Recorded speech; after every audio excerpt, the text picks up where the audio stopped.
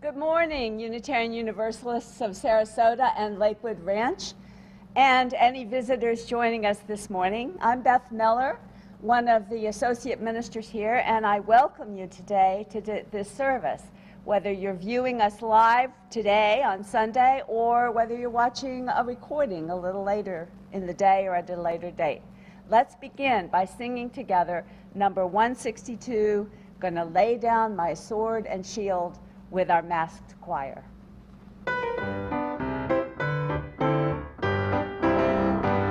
Gonna lay down my sword and shield down by the riverside, down by the riverside, down by the riverside. Gonna lay down my sword and shield down by the riverside. Gonna study war no more. I ain't gonna study war no more. I ain't gonna study war no more.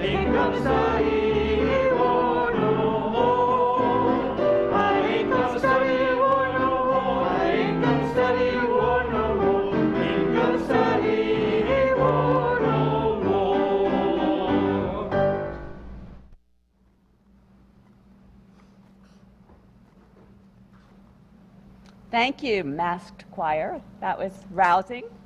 Again, welcome everyone. If you're visiting us today, we're glad you're here and hope that you'll come back.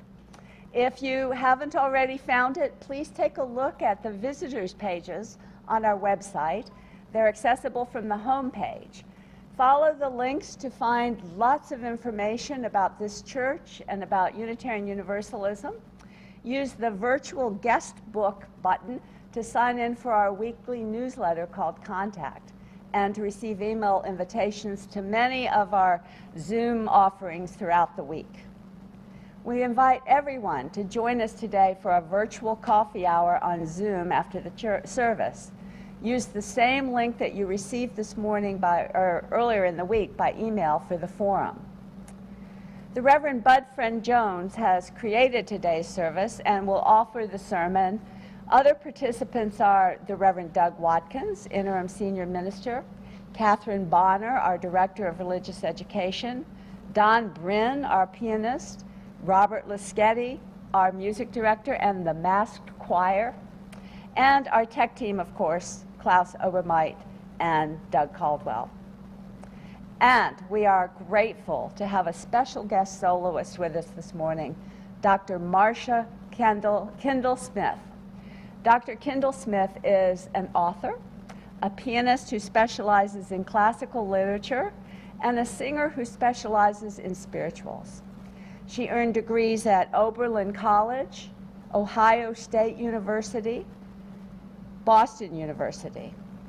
For 2 decades, she taught in the Wellesley, Massachusetts public school system, where she received the Lowell Mason Award for Excellence.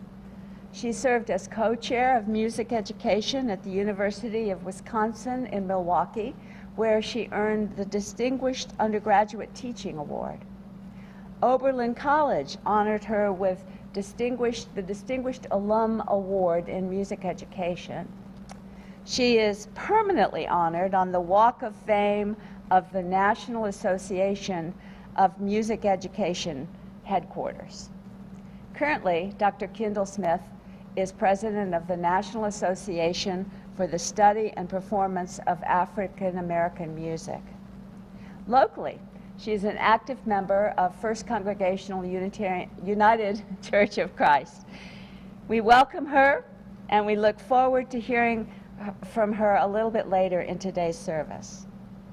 But now, before we hear the prelude played by Don Bryn, we have some special announcements by Karen Bush and the Reverend Doug Watkins.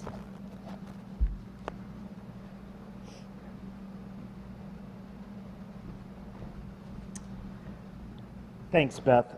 Just a very quick couple of announcements about things that are in front of you, but we want to make sure that you notice. One is that you will notice in the contact there was a reach out about people having the opportunity to hang out together during what is typically very pleasant weather. Today a little cold perhaps, but we've had people ask about the possibility of arranging to go for walks with each other or maybe go somewhere outside for breakfast. And so we would like to do what we can to facilitate that. If you go to the section about the cares of our congregation, you'll see an announcement about this, about arranging meetups with folks in the congregation, and there's a form for you to sign if you would like to be a part of that. I hope you'll take a moment to look at that and let us know if that would be helpful to you. The second thing is something we just want to make sure that you're aware of for next week. We are very excited that we will have Roger Fritz back for a service entitled An Affectionate Remembrance. As you probably well know, COVID came along just as Roger was finishing his time here, and he was never able to deliver the sermon that he wanted to before he said goodbye. So he will join us virtually next week to deliver his sermon. So I hope you will plan to be a part of that service next weekend, Sunday, here online. Also, however, we'll have a chance to honor him as Minister Emeritus and say hello to him directly on Zoom in the coffee hour. So please note, we will make the coffee hour available to you just for next week underneath in the announcements in the YouTube channel, but also just note and have it ready from, as Beth said, the forum gathering the coffee hour Zoom connection so that you can join us for a few minutes and say hello directly to Roger. So I hope you'll join us next Sunday for a very special service. Karen.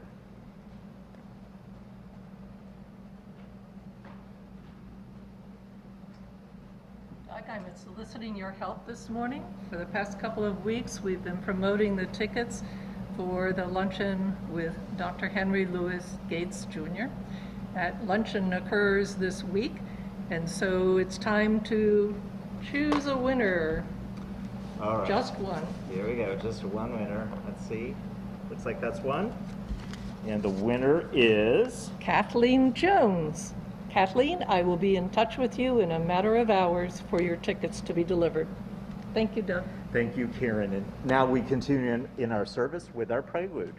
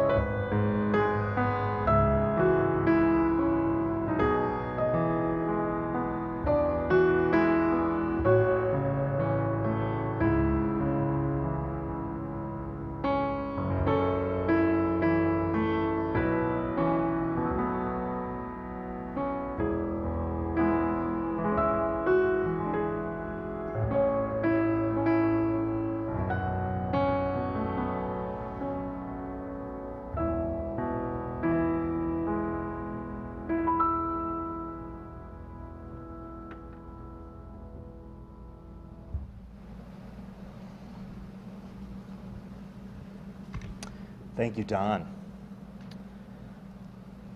We move now into our chalice lighting, and I hope that if you have a candle or a chalice at home, you'll join us and light your chalice where you are. This morning, we will celebrate the ministry of fellow Floridian, Dr. Howard Thurman. We think on his words as we light our chalice. Open to us light for our darkness. Open to us courage for our fear. Open unto us hope for our despair. Open unto us peace for our turmoil. Open unto us joy for our sorrow. Open unto us strength for our weakness. Open unto us wisdom for our confusion. Open unto us forgiveness for our sins. Open unto us tenderness for our toughness. Open unto us love for our hates. Open unto us thyself for ourselves.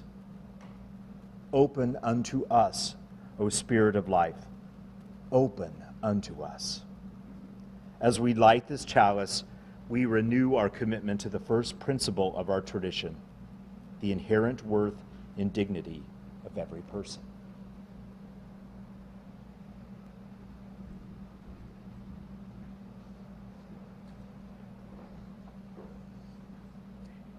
Today I'd like to tell you a story of a boy with a dream.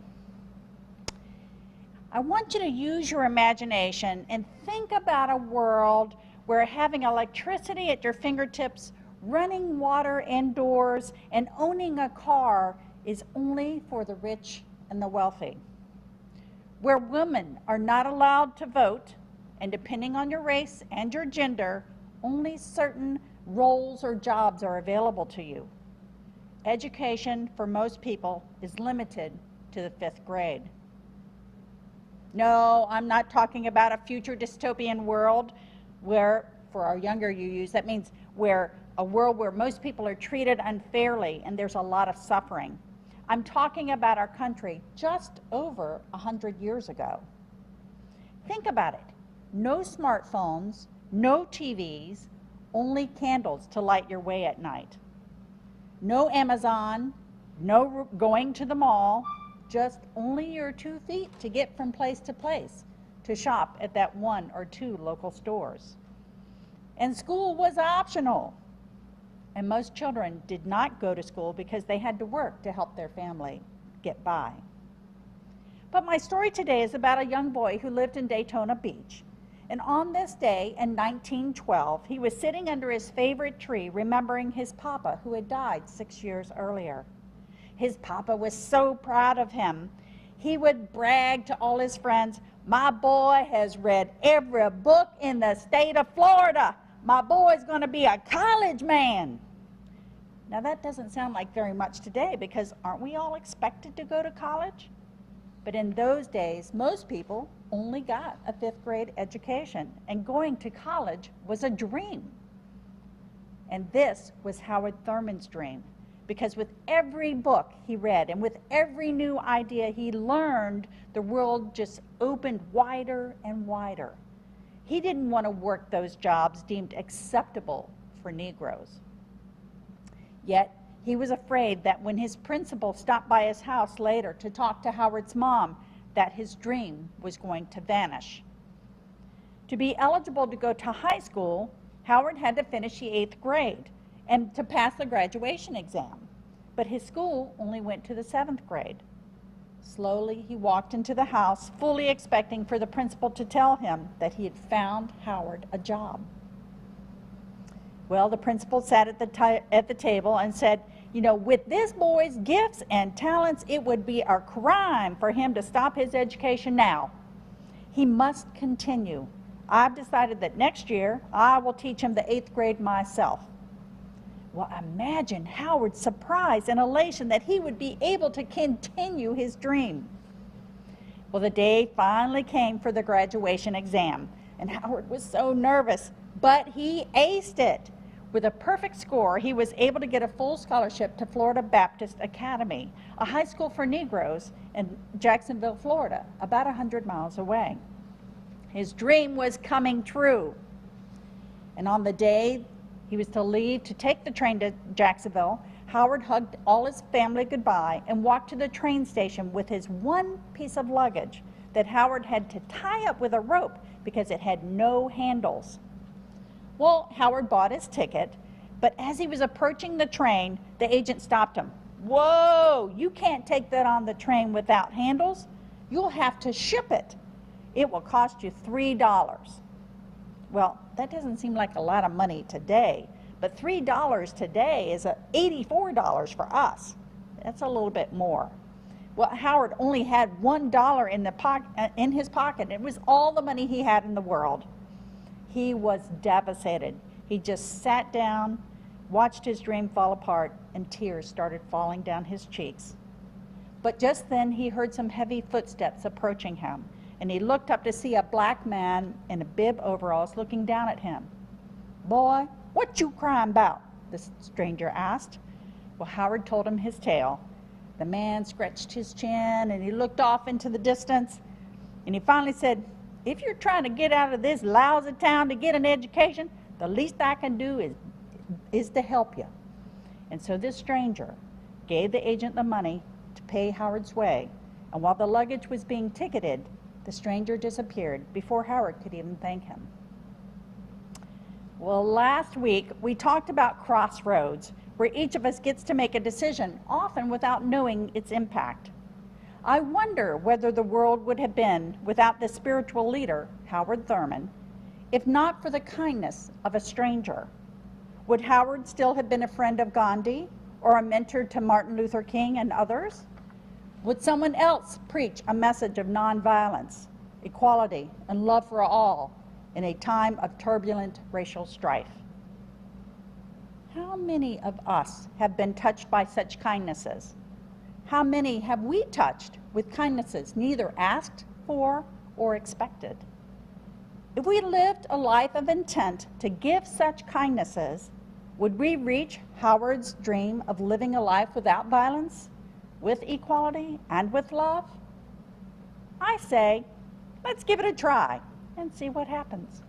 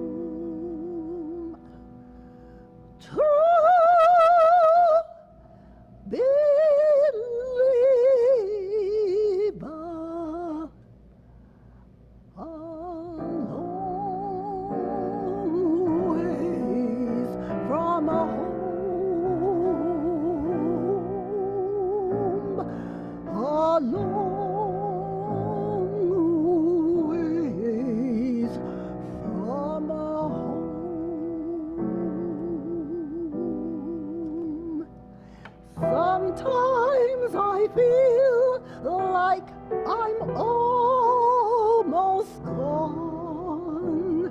Sometimes I feel like I'm almost gone. Sometimes I feel like I'm almost gone. Way up in the heavenly land,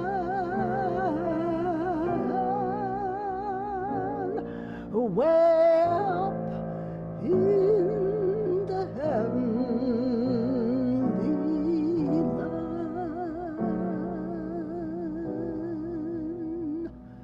True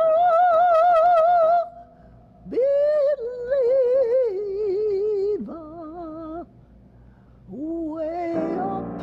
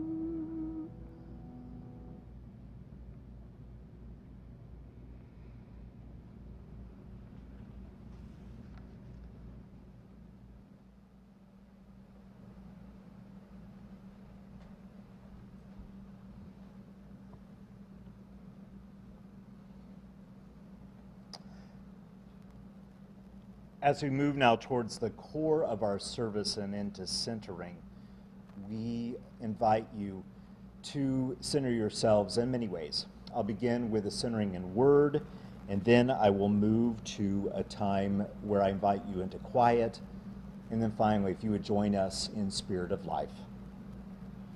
We begin with the words of Howard Thurman, who once said, "There are two questions that we have to ask ourselves.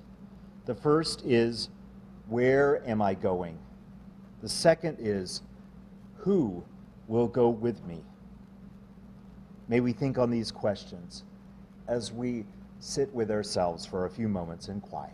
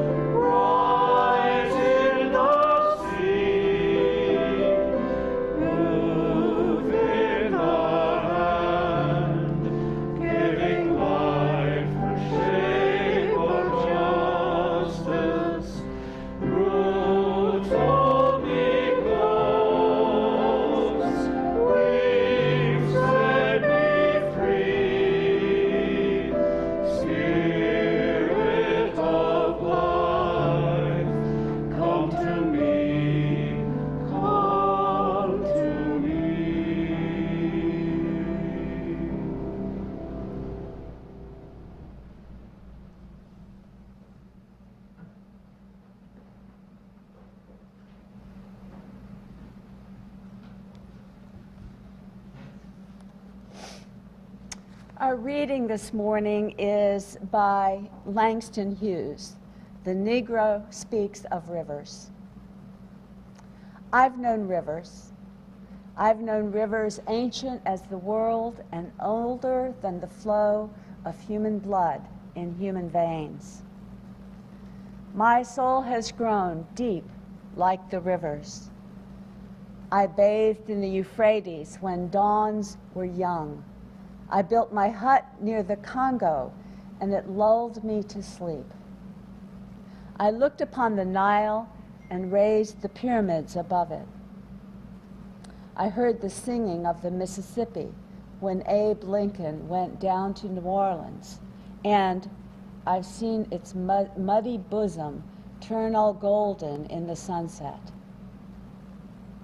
I've known rivers, ancient, dusky rivers. My soul has grown deep like the rivers. And now we generously give and gratefully receive the morning's offering as we listen to the offertory music played by Don Brin. You'll find the virtual collection basket on the homepage of our website. Thank you.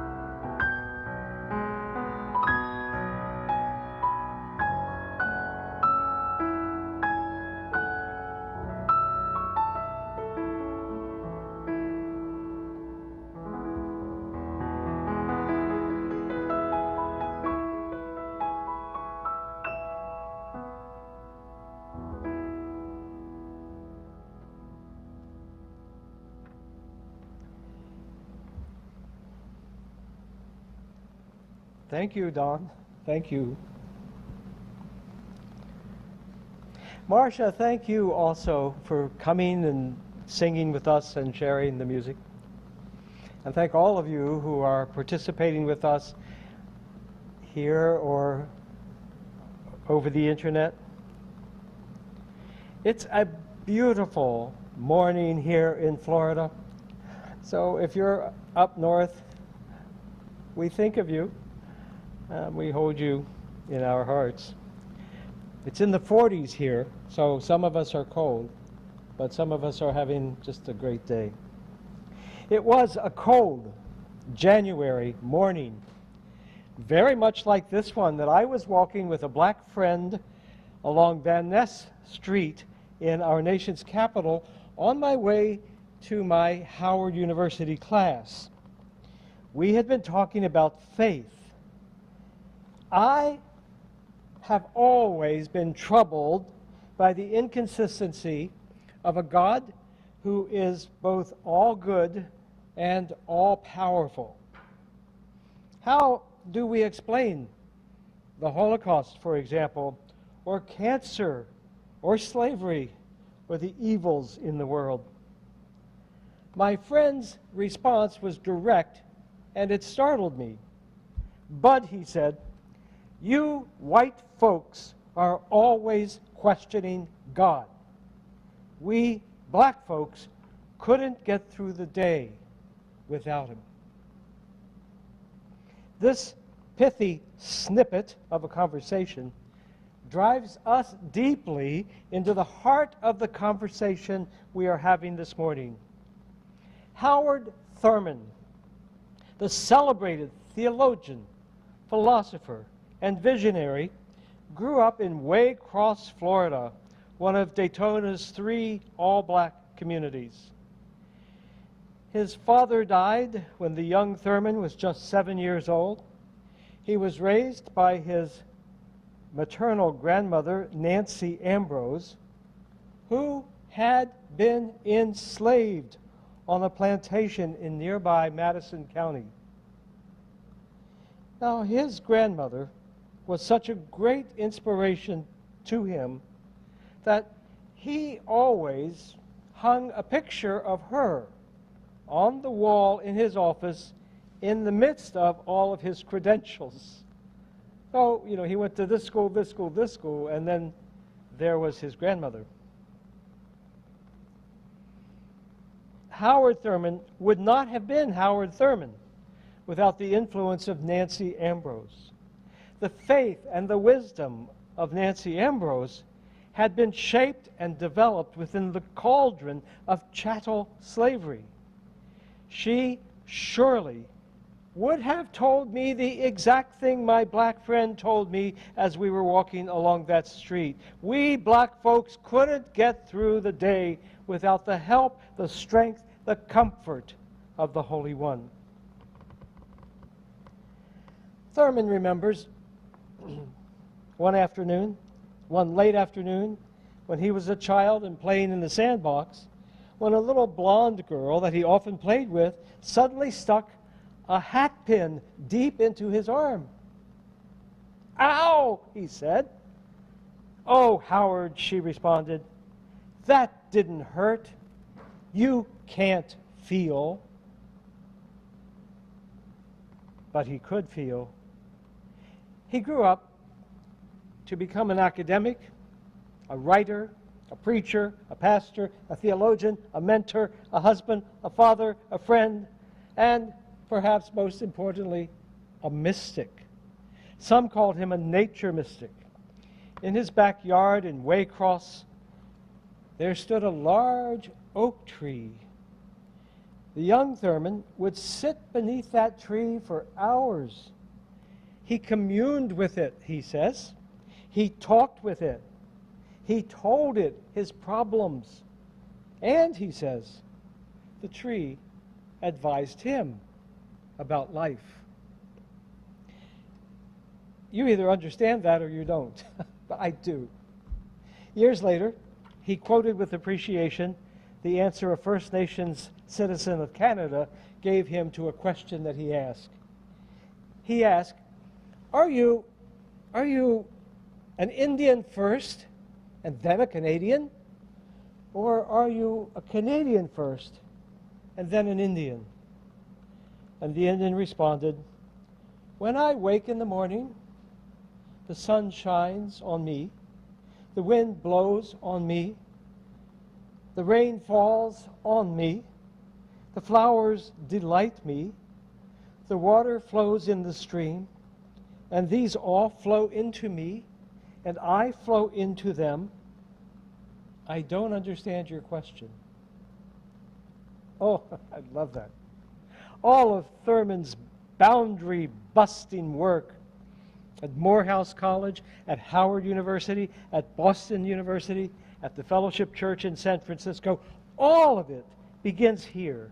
It begins in the deep knowledge that all creation, all creatures, all sentient beings are one. It began in the faith of his grandmother, in the worldview hewn by slaves within a universe of unspeakable suffering, in the inexorable hope that carried them forward. I was talking to my wife this morning about this, how blind we are. We sing these spirituals so glibly, and we don't realize the universe out of which they came. Imagine your village destroyed, your family destroyed, you're put on a ship in chains and hauled across an ocean and cast down and sold into slavery, and your new family's divided. Where is the hope in this? Where is the joy in this? What is the reason to live? And yet out of that cauldron came the spirituals that we sing. This is the worldview hewn by slaves within a universe of unspeakable suffering. And it is an inexorable hope that they carried forward. Because of people like Nancy Ambrose, people like Kamala Harris, today is vetting African American women as potential justices of the U.S. Supreme Court. There's a direct link and a direct line and a direct development. One of Thurman's first books was a collection of reflections on the spirituals. And even in these early essays, one can taste the intellectual brilliance and the depth of his humanity simultaneously. In his hands, for example, Deep River becomes that multi-level metaphor. It's about the escaped enslaved Africans crossing the river to freedom. But it's also about the inexorable flow of the smallest streams into the vast encompassing oceans, and the ever-changing symbiosis of the river with its shorelines, and the variety of life hidden within its depths, and the journey, finally, of the soul to God. If over Jordan lies the gospel feast and the promised land and all that is peace, what exactly is being communicated in this song? And so many other spirituals, when one realizes the context in which they were shaped and formed and first sung. Dr. Kendall Smith will now sing for us On My Journey, another of those multi-textured songs that so realistically looks at the world and so unconditionally embraces it. The great musicologist and historian Edward Boatner, and we'd have almost no spirituals without his work, amazing man, arranged this song in 1928. Listen to this story. And soon after Dr. Kendall Smith's mother, soon after that, like right after he published it, her mother purchased the score of it for 5 cents. It's that score that she's going to be playing from. And her mother lived to be almost 101 years old, and when she passed away in 2019, Dr. Kendall Smith sang this piece at her memorial service. As she sings, see if you can discern the various levels of meaning that this song might convey on my journey.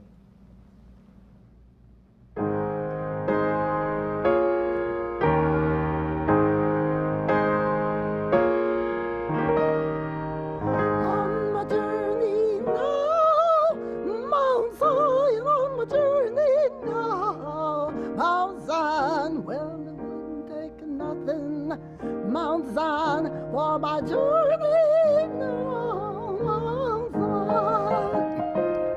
One day, I was walking along. Well, the elements opened and the love come down, Mount Zion. On my journey now, Mount Zion, on my journey now, Mount Zion. Well, it wouldn't take nothing, Mount Zion, for my journey now, Mount Zion. Well, I went to the valley, and I didn't go to stay.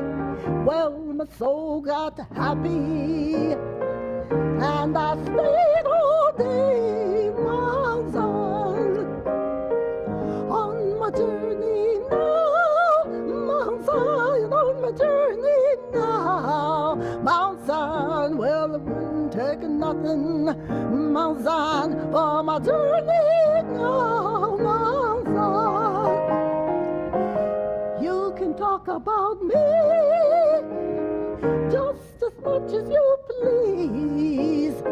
Well, I'll talk about you when I get on my knees, Mount Zion.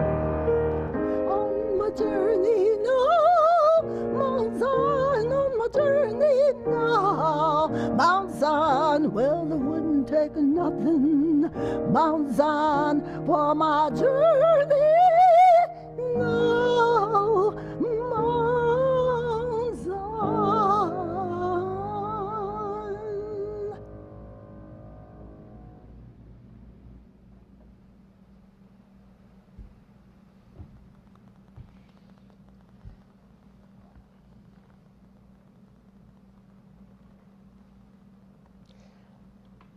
Thank you.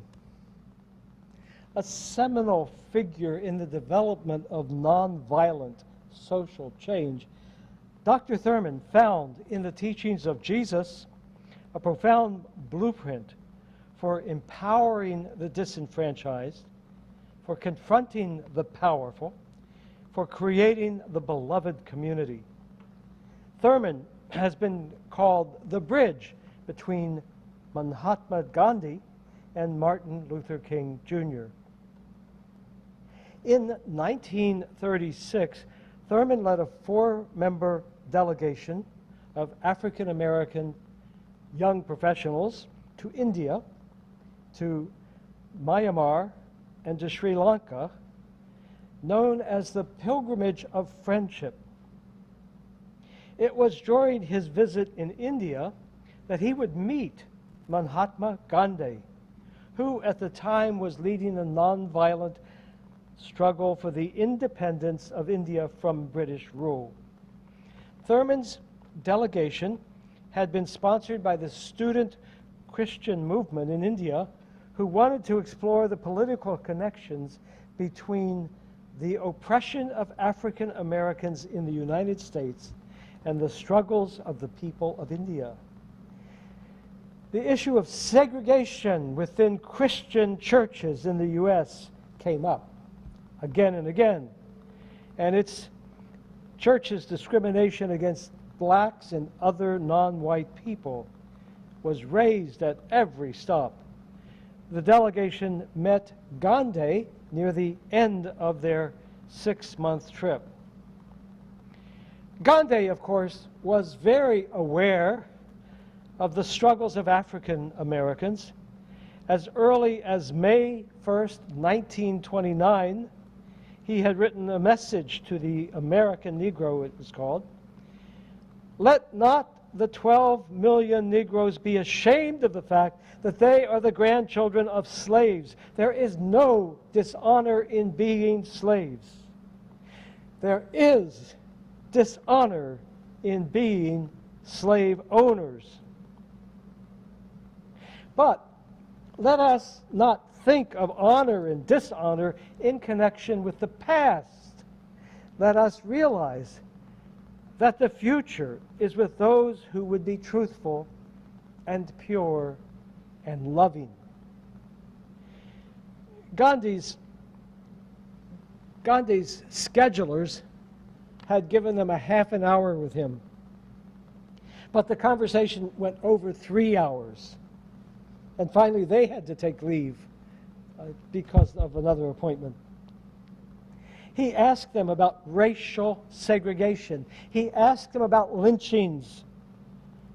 It's a conversation we're having in Sarasota now, isn't it, with the placement of the lynching monument.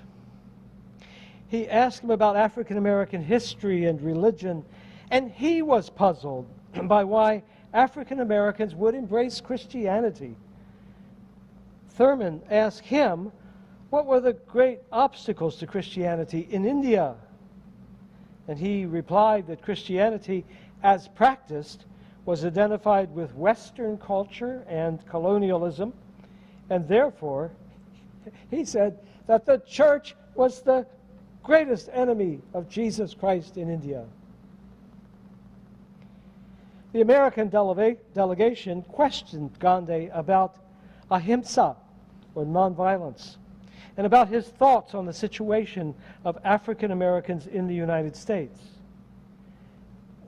They're beginning to pick up the insights of Gandhi around nonviolence. Later, King will make the same journey, come over and also speak to Gandhi. It may be, Gandhi said, that through the American Negroes, the unadulterated message of nonviolence will finally be delivered to the world. Before the interview ended, Gandhi asked the delegation if they would sing him a song, a spiritual. He specifically requested, and this will make sense if you know the song, he requested, "Were you there when they crucified my Lord?" Gandhi's views made a deep impression on Thurman. One sees his influence in Thurman's book, Jesus and the Disinherited, in which Thurman writes that love and the willingness to nonviolently engage the adversary can create the possibility of true community. In tumultuous times, Howard Thurman gave transformational leadership to America. At the center of his vision lay the strength and confidence and faith embedded within that close-knit black community of Waycross, Florida, in which he grew up.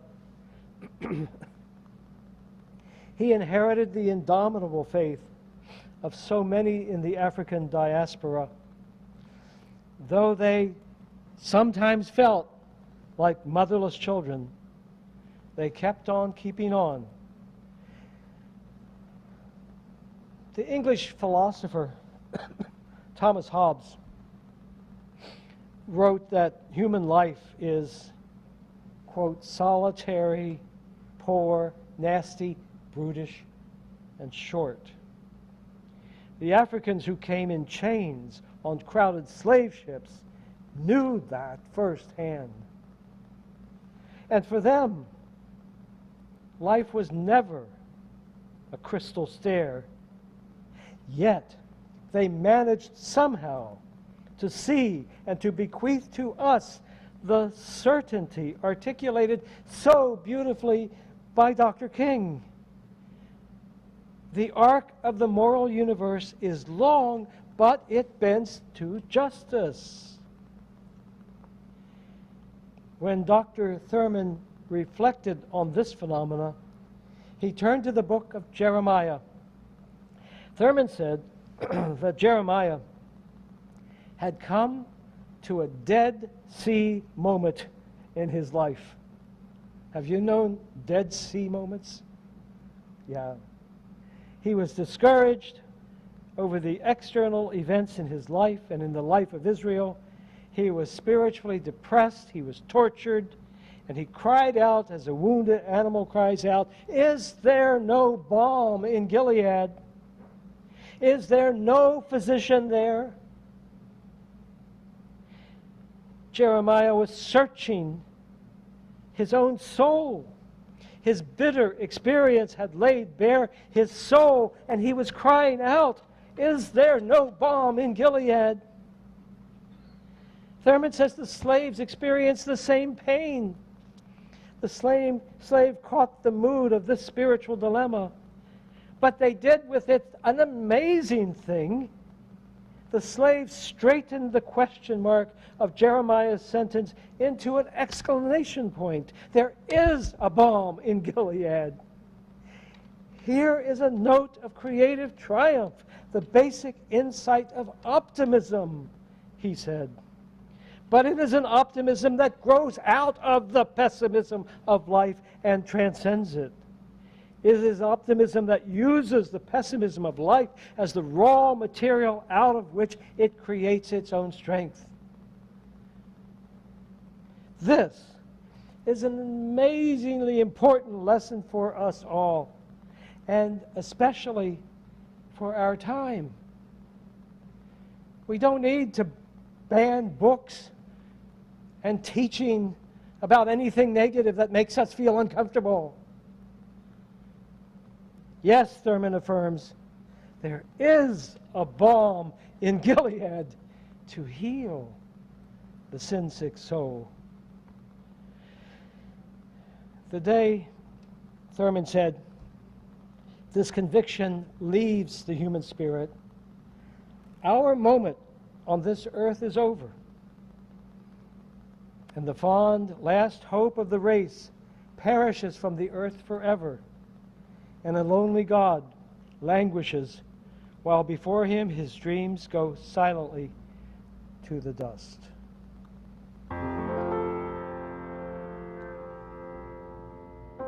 There is a balm in Gilead to make the wounded whole.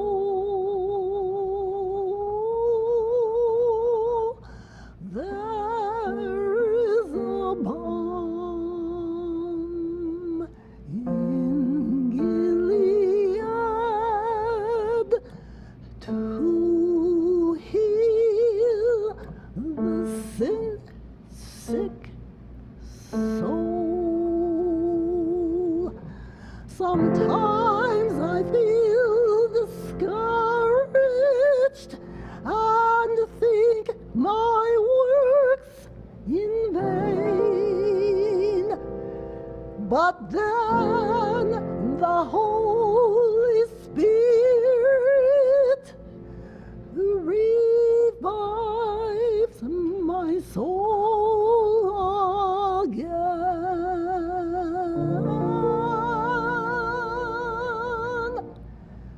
There is a balm in Gilead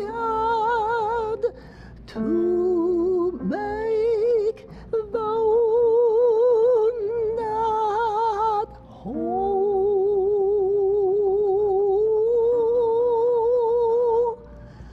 There is a balm in Gilead to heal the sin-sick soul. Don't ever feel discouraged, for Jesus is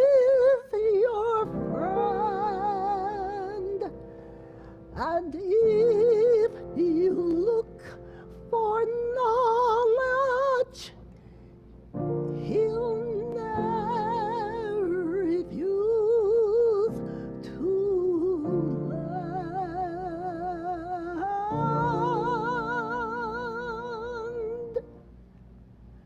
There is a balm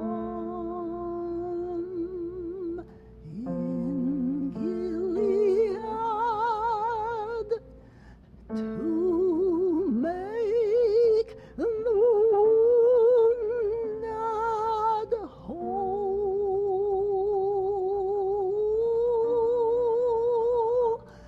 There is a balm in Gilead to heal the sin-sick soul.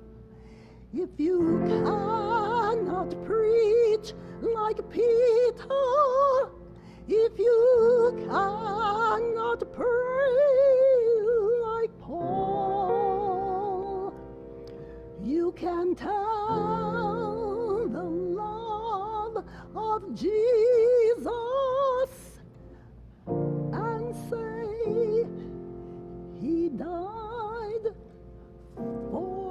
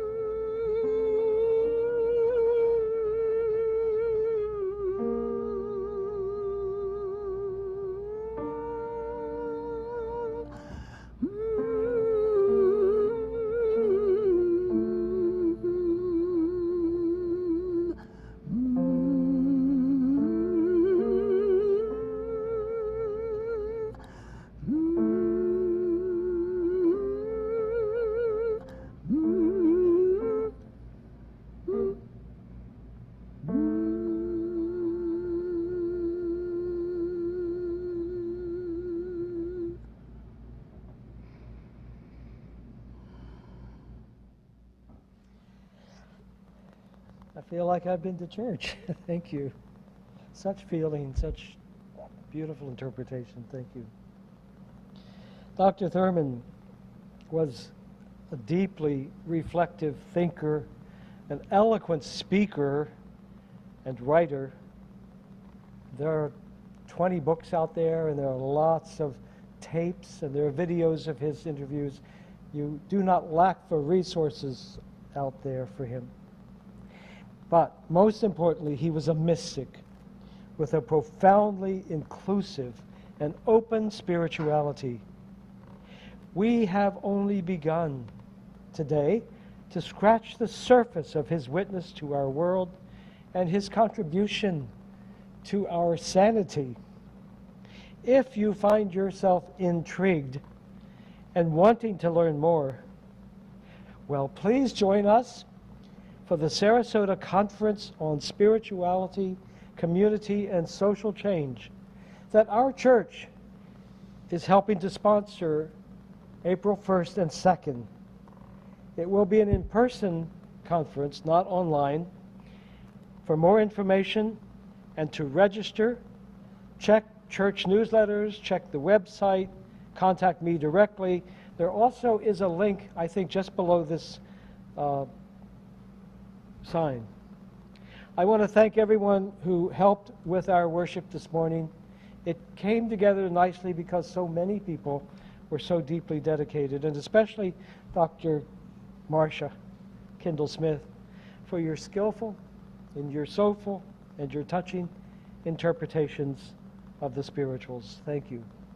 Let us now turn to hymn number 153 and sing together, "Oh, I woke up this morning."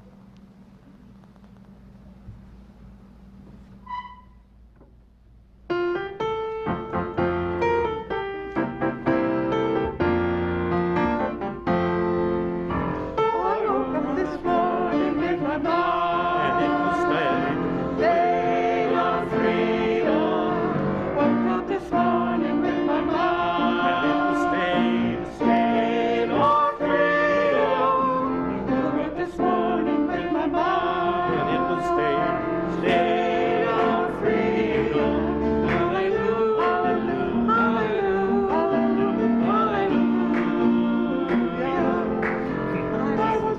and talking with my mind. And in the state of freedom, walking and talking with my mind. And in the state of freedom, walking and talking with my mind. And in the state of freedom, hallelujah, hallelujah, hallelujah.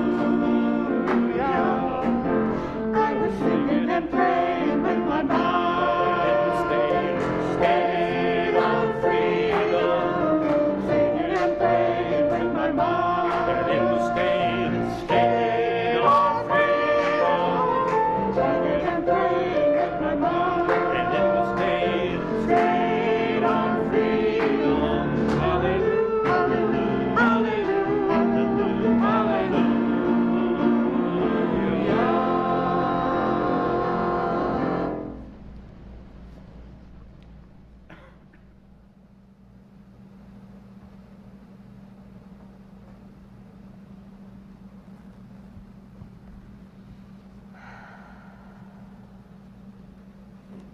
Oh my, what a service. Thank you so much.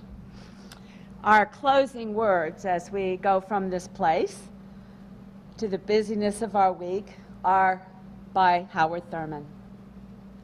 He wrote, "Keep fresh before me the moments of my high resolve, that in fair weather or in foul, in good times or in tempests, in the days when the darkness and the foe are nameless or familiar, I may not forget that to which my life is committed. Keep fresh before me the moments of my high resolve."